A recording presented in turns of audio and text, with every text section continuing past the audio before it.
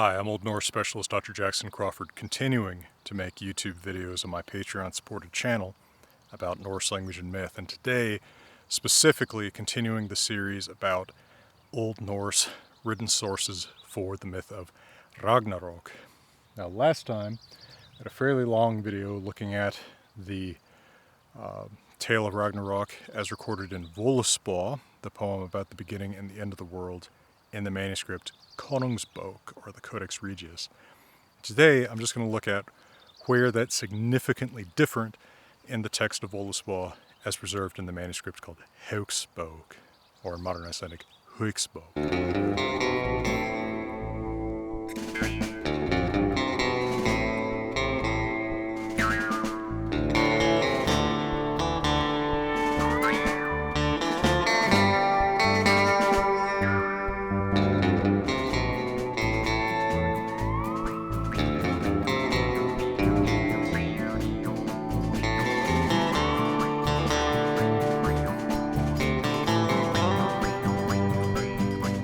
So there's several spots where a word or two is a little bit different, and I largely mentioned those in the Hauksbok Voluspa video. So let me just note a few places where there's significant differences. Because the Hauksbok or Codex Regis text is better preserved and longer, it is always going to be the basis for understanding this text a little bit more than the shorter and less well-preserved text of Hauksbok, which is also a later manuscript.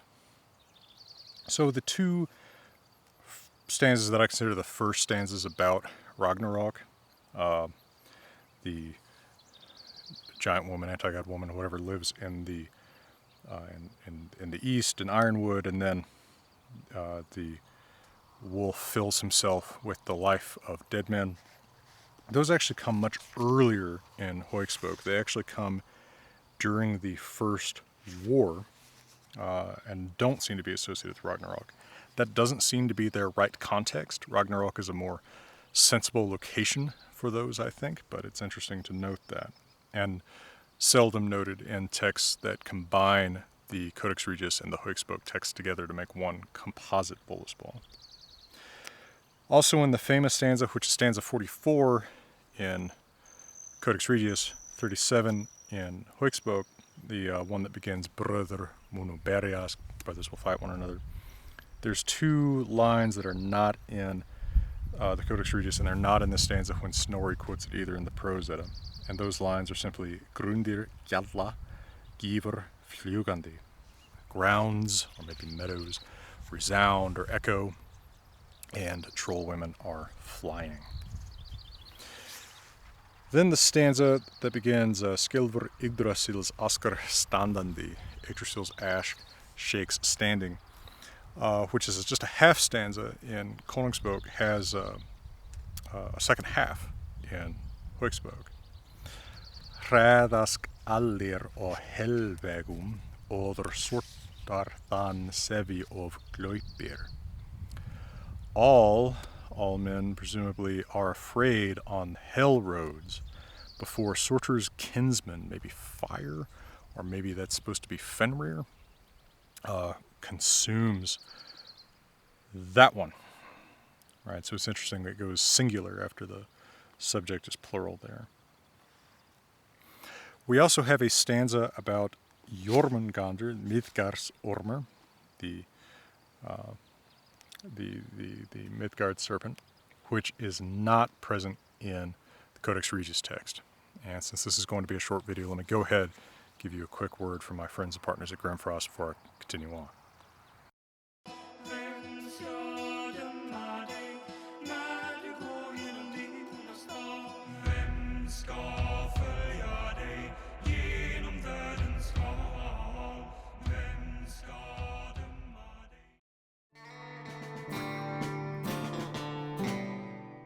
So this stanza, again not present in Codex Regis, goes Gin loft över vindi jarðar, gappa yx kjaftar orms I hæðum, mun Óðins son eitri möta, vargs að dauða vidars niðja.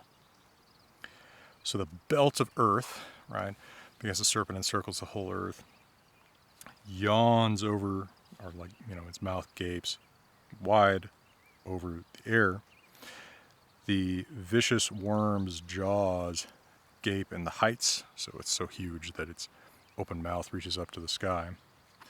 Odin's son will meet the poison of the monster Eitri Vargs at the death of Vidhar's kinsman or kinsmen. So either at the death of probably Odin specifically, or if this is a genitive plural rather than a genitive singular, the death of the gods.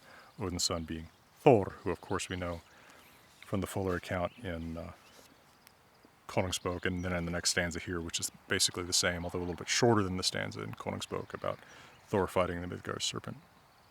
That Thor will die at the hands, or poison of that being.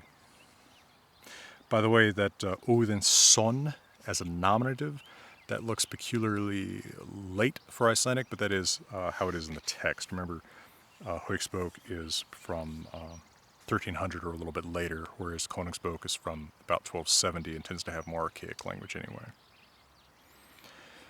The last really significant difference, stanza that's not in Codex Regis, is the second to last stanza before we hear the serpent Nidhogr is coming after the world is reborn after Ragnarok.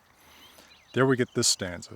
Thor kemur in riki at regendomi, oflugur ovan, sa Ollu rather.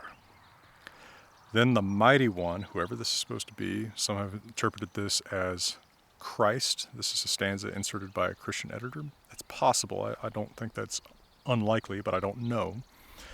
Then the mighty one comes to rulership, Regendor.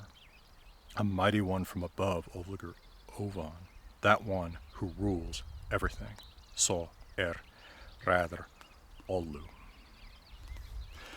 So, the complete text of Voluspa in Hauksbok is only 58 stanzas as opposed to 63 in the Codex Regis. So even though some of these stanzas are not in the Codex Regis, there's more stanzas that are not in the Codex Regis that are not in Hauksbok. So we really do have to think of Hauksbok as a supplement at best, and I have never really agreed with the attitude of combining the two into one text, at least not without telling you what's from what, because I do think Hauksbok probably reflects later redaction by possibly a deliberately more Christianizing eye, but at any rate someone who's at least one generation further away from the oral tradition that transmitted these stories. Well, next time, we'll take a look at another poem in the Poetic Edda, Vavthrudnismal, which has quite a bit to say about Ragnarok as Odin asks and answers questions about it with an anti-god enemy. For now, from beautiful Colorado, I'm wishing you all the best.